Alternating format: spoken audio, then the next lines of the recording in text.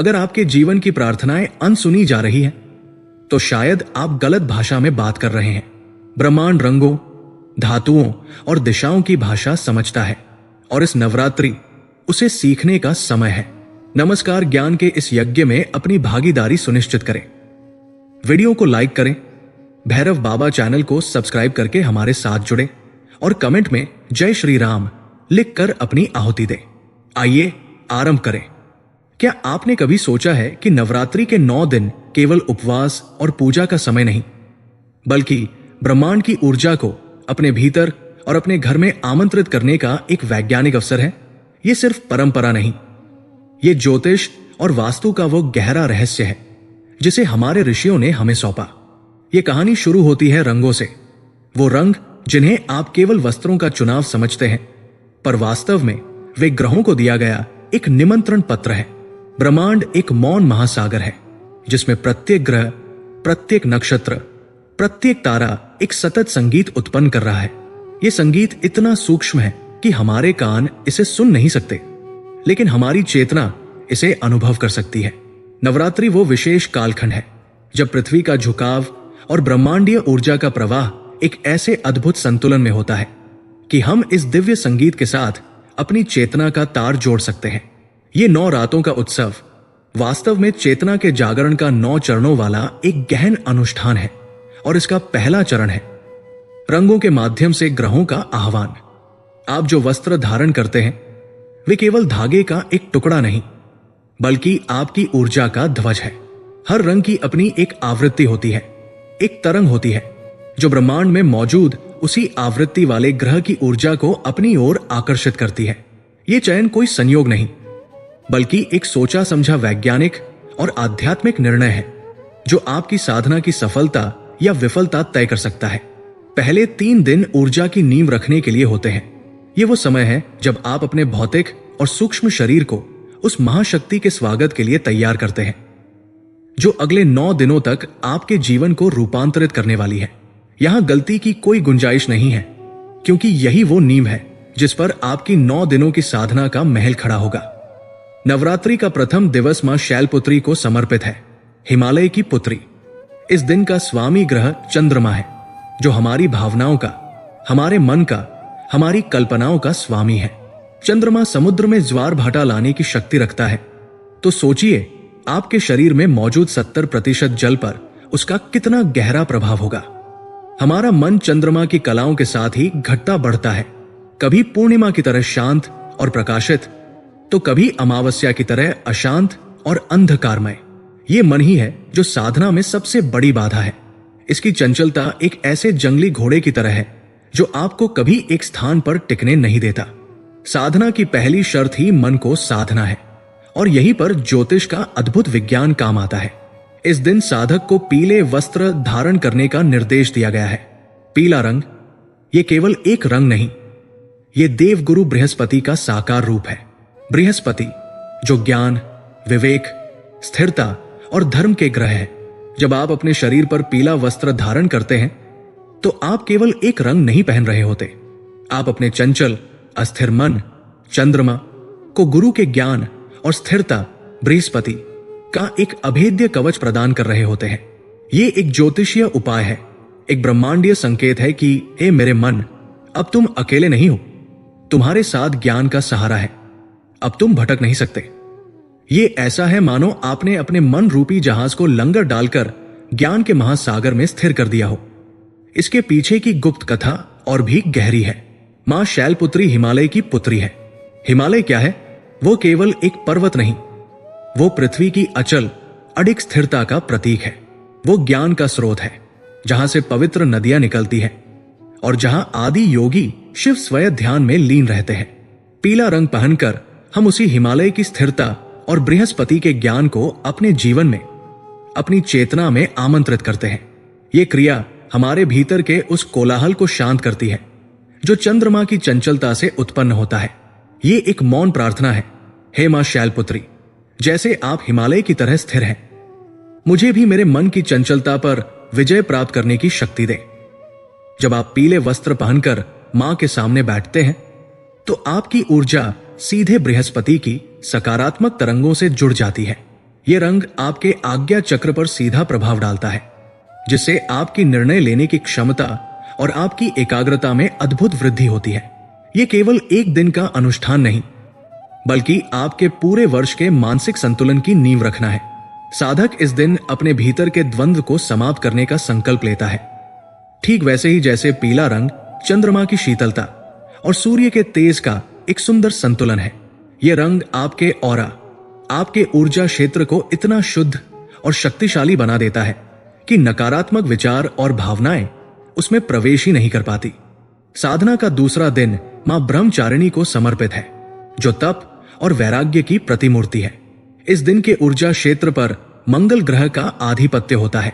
मंगल जो ऊर्जा का, साहस का, पराक्रम का और यदि अनियंत्रित हो जाए तो क्रोध और विनाश का प्रतीक है।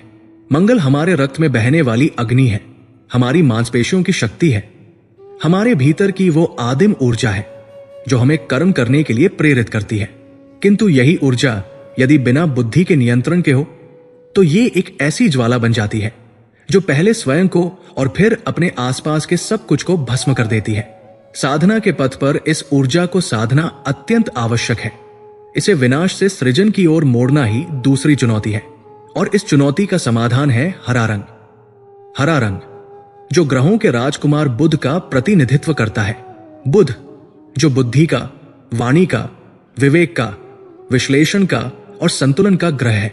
जब एक साधक दूसरे दिन हरे वस्त्र धारण करता है तो वो ब्रह्मांड को एक स्पष्ट संकेत भेजता है। वो कहता है, मैं अपनी मंगल की अदम्य ऊर्जा को बुध की तीक्ष्ण बुद्धि के अनुशासन में समर्पित करता हूं। ये क्रोध को साहस में, आवेग को विवेक में और विनाश की क्षमता को निर्माण की कला में बदलने की एक शक्तिशाली प्रक्रिया है। ये ऐसा है मानो आपने एक उफनती हुई नदी मंगल को नहरों, बुध के माध्यम से सूखे खेतों की ओर मोड़ दिया हो, ताकि वो विनाश के बजाय जीवन का सिंचन करे। मां ब्रह्मचारिणी ने स्वयं अपनी कठोर तपस्या से यही सिद्ध किया था। उन्होंने अपनी समस्त इंद्रियों की ऊर्जा को, अपनी कामनाओं की अग्नि को, अपने संकल्प की शक्ति से अनुशासित करके उस परम तत्व को प्राप्त किया था। हरा रंग पहनना उस महान तपस्या के प्रति हमारा सम्मान है और अपने जीवन में उसी अनुशासन को उतारने का एक संकल्प है। इस दिन का एक गुप्त वास्तु संकेत भी है जो इस ऊर्जा को आपके घर में स्थापित कर देता है। अपने घर की उत्तर दिशा, जो कि बुध की दिशा मानी जाती है, वहां एक हरे पौधे का गमला रखें। यह केवल एक सजावटी वस्तु नहीं है, यह आपके घर के बुद्धि और संचार के क्षेत्र में एक ऊर्जा केंद्र की स्थापना है। यह हरा पौधा बुध की जीवंत ऊर्जा को लगातार आपके घर में प्रवाहित करता रहेगा, जिससे परिवार के सदस्यों की वाणी में मधुरता, निर्णयों में स्पष्टता और विचारों में संतुलन आता है। ये एक छोटा सा कार्य आपके घर के ऊर्जा तंत्र को ब्रह्मांडीय ऊर्जा तंत्र के साथ संरेखित कर देता है, जिससे आपके घर में कलह और वैचारिक मतभेद की संभावनाएं कम हो जाती है। हरा रंग प्रकृति का रंग है, संतुलन का रंग है। यह हमारे हृदय चक्र को भी सक्रिय करता है, जिससे हमारे भीतर प्रेम, करुणा और क्षमा जैसे गुणों का विकास होता है। जब मंगल की ऊर्जा हृदय चक्र से होकर गुजरती है तो वो योद्धा की क्रूरता नहीं, बल्कि एक रक्षक का साहस बन जाती है। तीसरा दिन मां चंद्र घंटा का है और यहां रहस्य और भी गहरा हो जाता है। इस दिन का स्वामी ग्रह शुक्र है। सौंदर्य, प्रेम, भौतिक सुख, कला और रिश्तों का कारक। शुक्र वो ग्रह है जो हमें संसार के आकर्षणों से जोड़ता है, जो जीवन को रसपूर्ण और आनंददायक बनाता है। लेकिन यही शुक्र यदि अनियंत्रित हो जाए तो व्यक्ति भोगविलास में इतना डूब जाता है कि वह अपने आध्यात्मिक लक्ष्य से भटक जाता है। वह माया के जाल में उलझ जाता है, जहां सुख और भ्रम के बीच का अंतर मिट जाता है। और शुक्र की इसी मायावी ऊर्जा को संतुलित करने के लिए तीसरे दिन का निर्धारित रंग है धूसर यानी ग्रे। यह रंग पहली दृष्टि में थोड़ा नीरस या उदासीन लग सकता है, लेकिन इसका आध्यात्मिक महत्व अत्यंत गहरा है। ग्रे रंग ज्योतिष में छाया ग्रह राहु की रहस्यमयी ऊर्जा से जुड़ा है। राहु जो भ्रम का, आकस्मिक घटनाओं का, अतृप्त इच्छाओं का और भौतिकता के प्रति तीव्र आकर्षण का कारक है। अब प्रश्न उठता है कि शुक्र के दिन राहु के रंग को क्यों धारण किया जाए? यहीं पर ऋषियों का गहन ज्ञान छिपा है। ग्रे रंग पहनकर आप एक आध्यात्मिक घोषणा करते हैं आप ब्रह्मांड से कहते हैं, मैं शुक्र द्वारा प्रदत्त भौतिक सुखों को स्वीकार करता हूं, लेकिन मैं राहु द्वारा उत्पन्न भ्रम और आसक्ति को अस्वीकार करता हूं। ग्रे रंग काले अज्ञान और सफेद ज्ञान के बीच का रंग है। यह वैराग्य का रंग है। यह आपको भौतिक संसार में रहते हुए भी उससे अनासक्त रहने की क्षमता प्रदान करता है। यह आपको याद दिलाता है कि संसार के सुख साधन है, साध्य नहीं। यह एक बहुत ही सूक्ष्म ऊर्जा संतुलन का कार्य है, जहां आप कहते हैं, मुझे सुख चाहिए पर सुख का भ्रम नहीं, मुझे रिश्ते चाहिए पर रिश्तों का बंधन नहीं। मां चंद्र घंटा का स्वरूप भी इसी रहस्य को उजागर करता है। उनके मस्तक पर घंटे के आकार का अर्धचंद्र है, जो मन के नियंत्रण और शांति का प्रतीक है, और उनके हाथों में अस्त्र शस्त्र है, जो राक्षसी प्रवृत्तियों यानी हमारे भीतर के भ्रम और आसक्ति का नाश करने के लिए है। ग्रे रंग पहनकर हम मां से प्रार्थना करते हैं कि वे हमारे जीवन से भ्रम के अंधकार को मिटा दे। इस दिन का एक अत्यंत गोपनीय ज्योतिषीय रहस्य उन लोगों के लिए है जिनकी कुंडली में शुक्र और राहु एक साथ बैठे हों, जिसे अभिशाप योग भी कहा जाता है। ये युति व्यक्ति को रिश्तों में धोखा, चरित्र में कमजोरी और धन का अप्रत्याशित नाश देती है। ऐसे व्यक्तियों के लिए नवरात्रि के तीसरे दिन ग्रे वस्त्र धारण करना और मां चंद्र घंटा की आराधना करना किसी चमत्कारिक उपाय से कम नहीं है। ये उपाय शुक्र की सकारात्मकता को बनाए रखते हुए राहु के नकारात्मक प्रभाव को शांत कर देता है, जिससे उनके जीवन में संतुलन और स्पष्टता आती है। रंगों का ये खेल, ग्रहों की ये साधना तो केवल शुरुआत है। ये तो केवल प्रस्तावना है उस महान गाथा की जो आगे आने वाली है।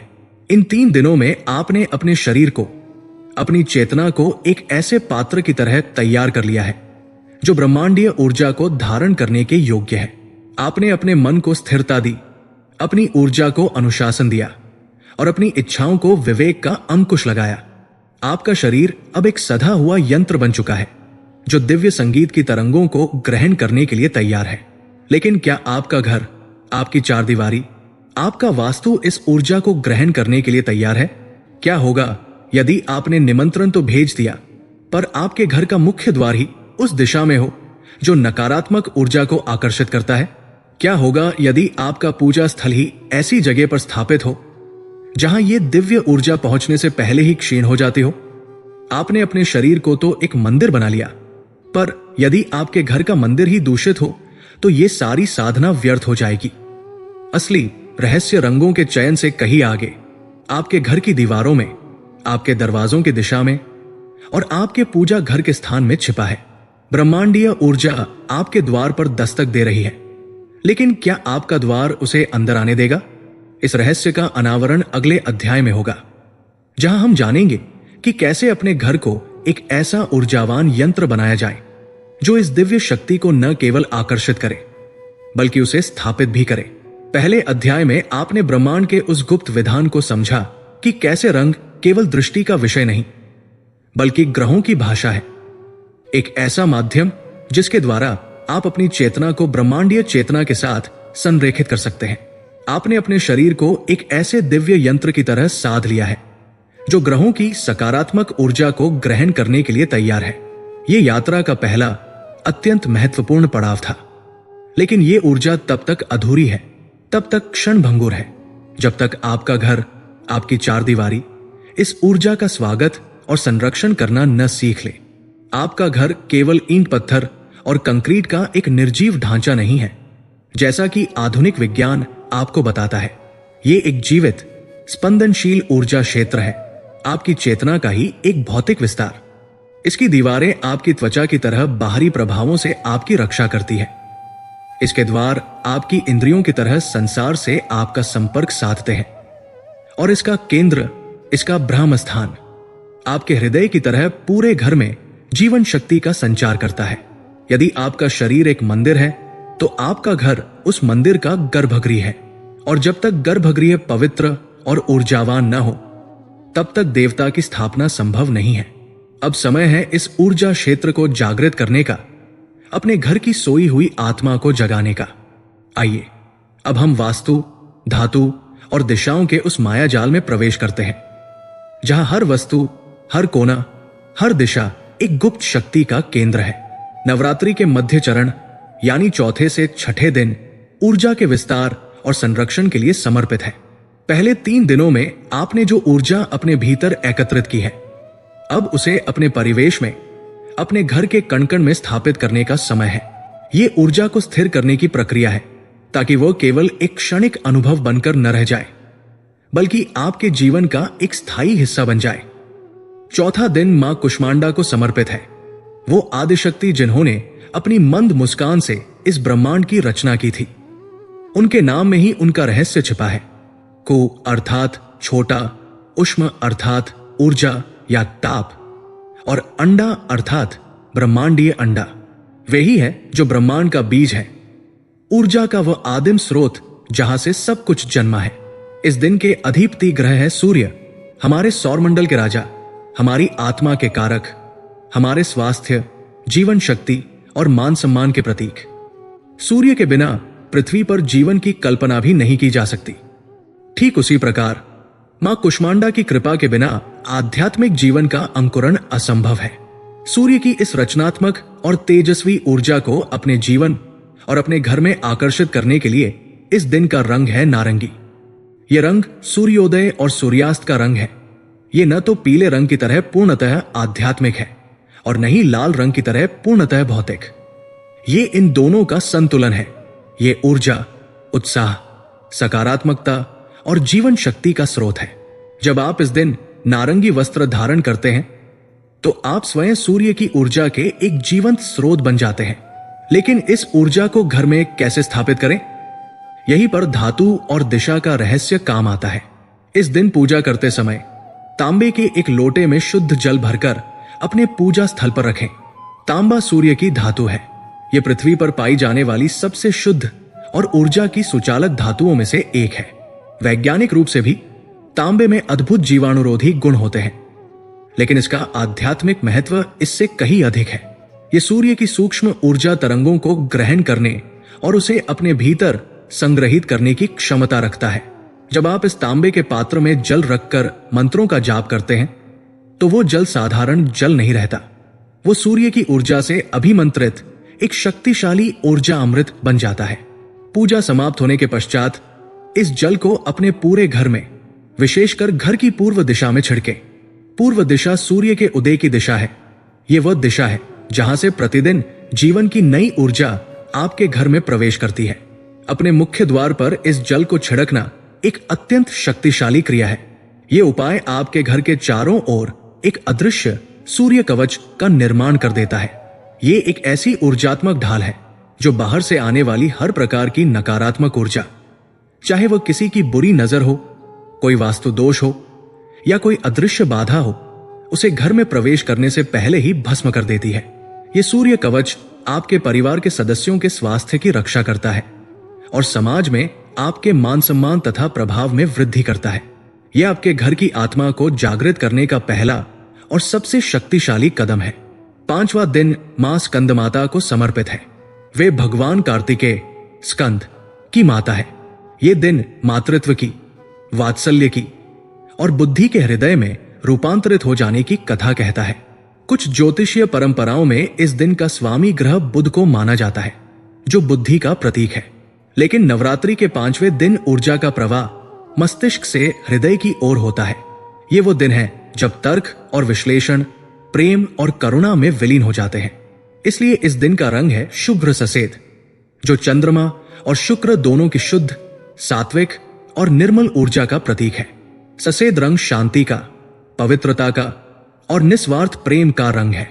ये उस मां के हृदय का रंग है जिसमें अपनी संतान के लिए कोई मैल नहीं होता।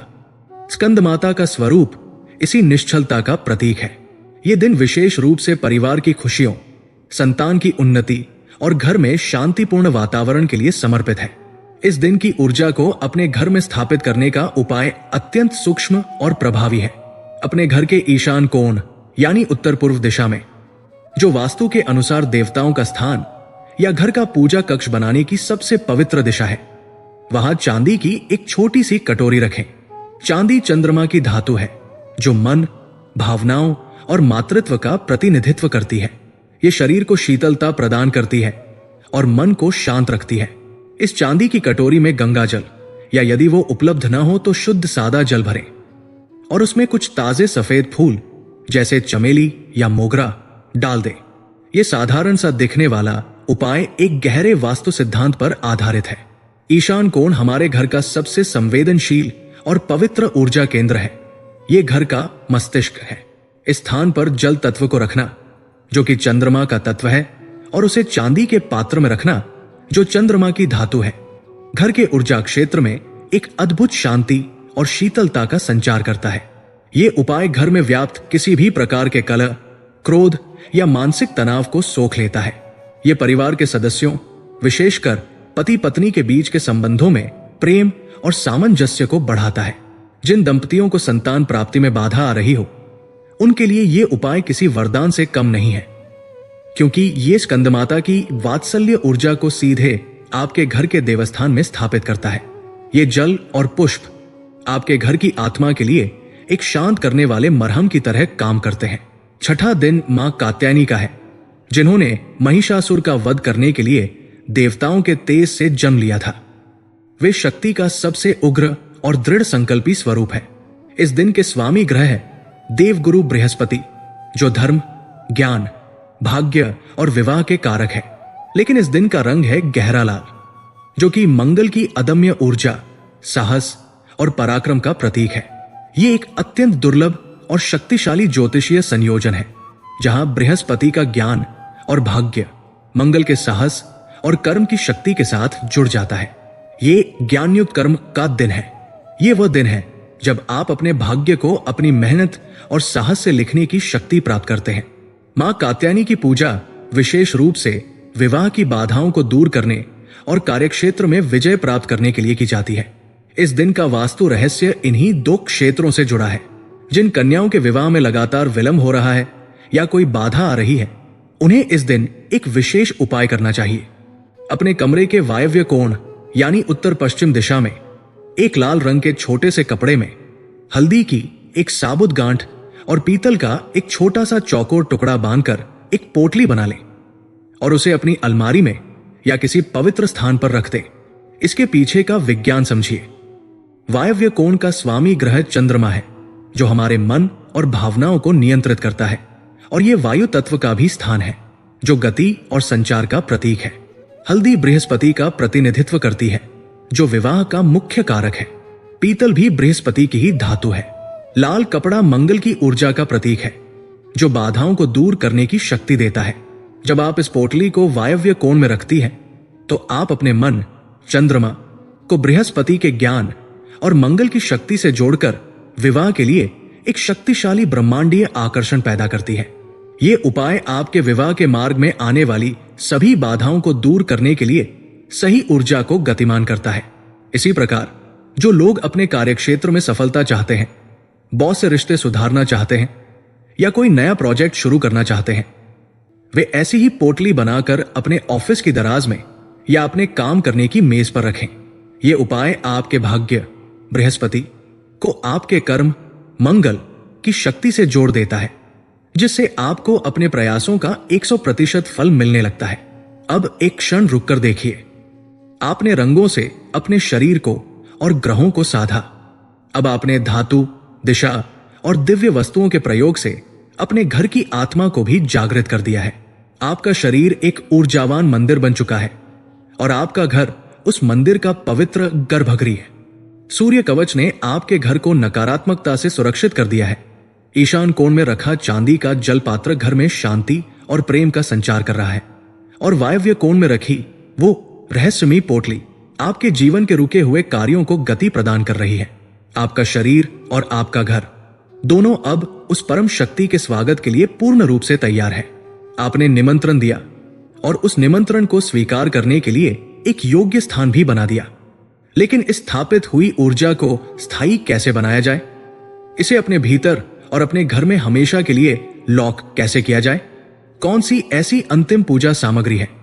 कौन सा ऐसा गुप्त तत्व है जो इस 9 दिनों की साधना के फल को आपके भीतर इस तरह अंकित कर दे कि वो नवरात्रि के बाद भी आपके जीवन को प्रकाशित करता रहे?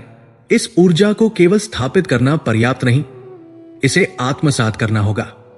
इसका उत्तर अंतिम और सबसे शक्तिशाली 3 दिनों के रहस्यों में छिपा है, जहां साधना अपनी चरम अवस्था पर पहुंचती है और साधक, शक्ति और ब्रह्मांड एक हो जाते हैं। असली रहस्य अब प्रकट होगा। आप यात्रा के उस अंतिम और सबसे महत्वपूर्ण पड़ाव पर आप पहुंचे हैं, जहां साधना सिद्धि में परिवर्तित होती है। पहले 6 दिनों में आपने अपने अस्तित्व के 2 सबसे महत्वपूर्ण आयामों को साधा है, आपका शरीर और आपका घर। रंगों के विज्ञान से आपने अपने शरीर, अपने आभा मंडल को ब्रह्मांडीय ऊर्जा के प्रवाह के लिए एक आदर्श माध्यम बनाया। फिर वास्तु और धातुओं के गुप्त ज्ञान से आपने अपने घर को एक निर्जीव संरचना से एक जीवंत, पवित्र गर्भगृह में रूपांतरित कर दिया, जो अब उस दिव्य ऊर्जा को धारण करने, उसका पोषण करने और उसे संवर्धित करने में सक्षम है। आपका शरीर एक मंदिर बन चुका है और आपका घर उस मंदिर का प्राण प्रतिष्ठित गर्भगृह। ऊर्जा का आह्वान हो चुका है, उसके स्वागत का स्थान भी तैयार है। लेकिन ऊर्जा अपने स्वभाव से तरल और क्षण भंगुर होती है। यदि उसे बांधा न जाए, यदि उसे चेतना के साथ एकीकृत न किया जाए, तो वो समय के साथ क्षीण हो जाएगी।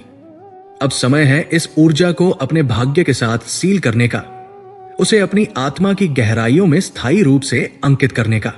अंतिम 3 दिन केवल पूजा या अनुष्ठान नहीं, बल्कि ये ऊर्जा को अपनी चेतना में समाहित करने की एक गहन आध्यात्मिक कीमिया है। एक ऐसी प्रक्रिया जिसके बाद ये ऊर्जा आपकी अपनी हो जाएगी।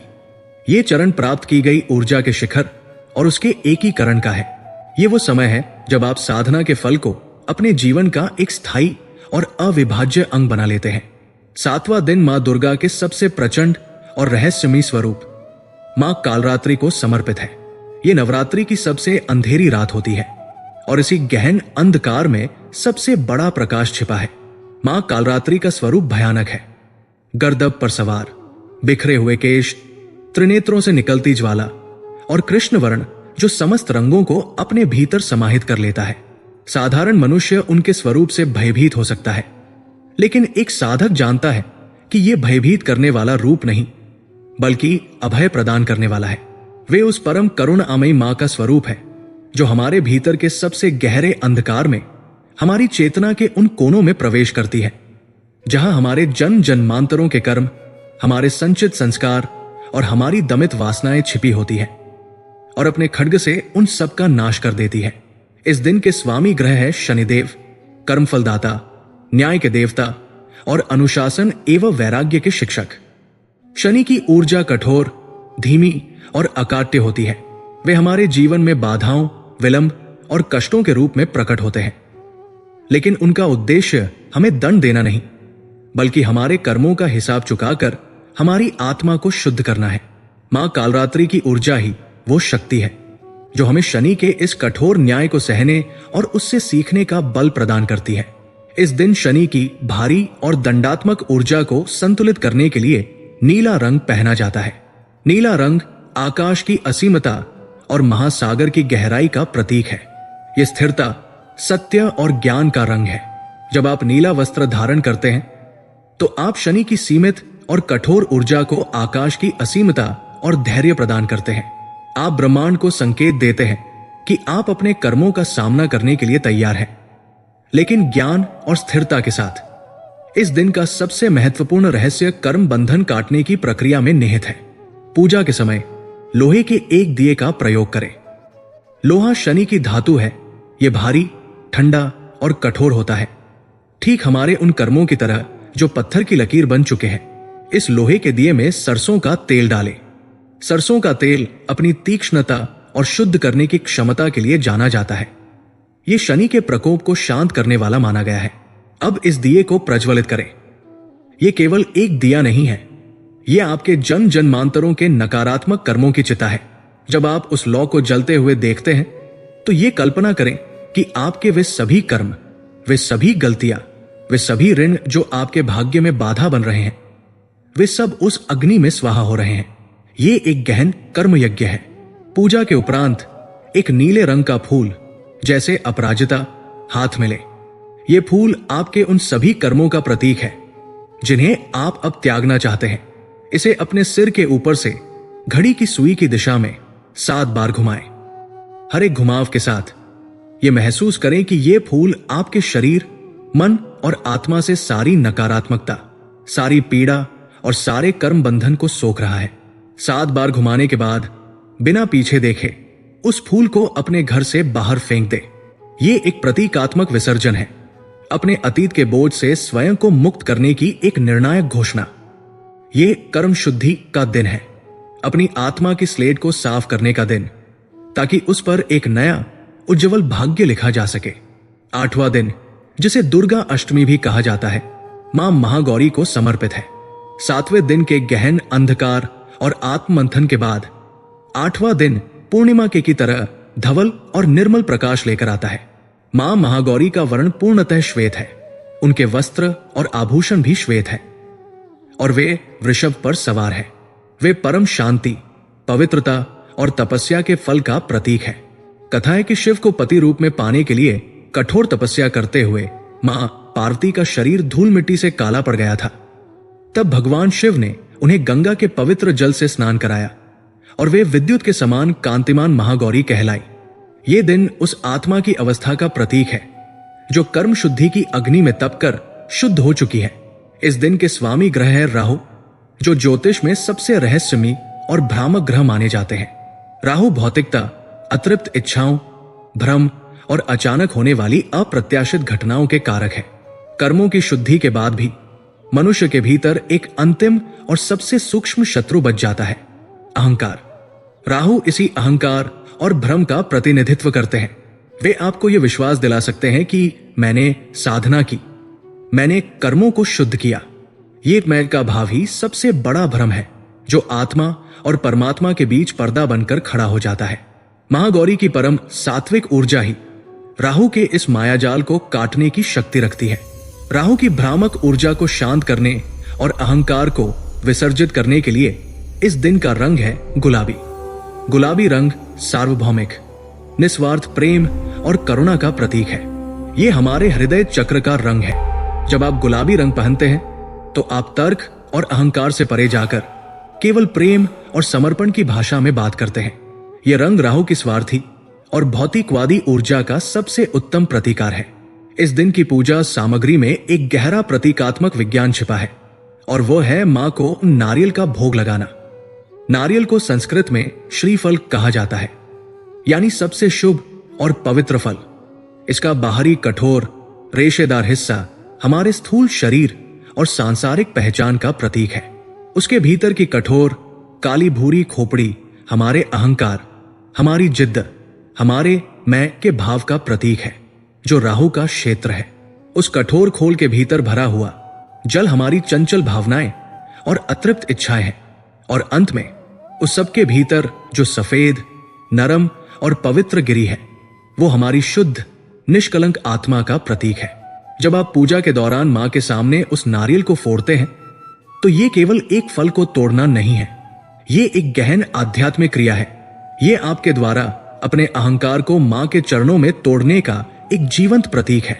आप प्रतीकात्मक रूप से ये घोषणा करते हैं, हे मां, मैं अपने इस मैं के कठोर आवरण को तोड़कर अपनी ये शुद्ध आत्मा आपको समर्पित करता हूं।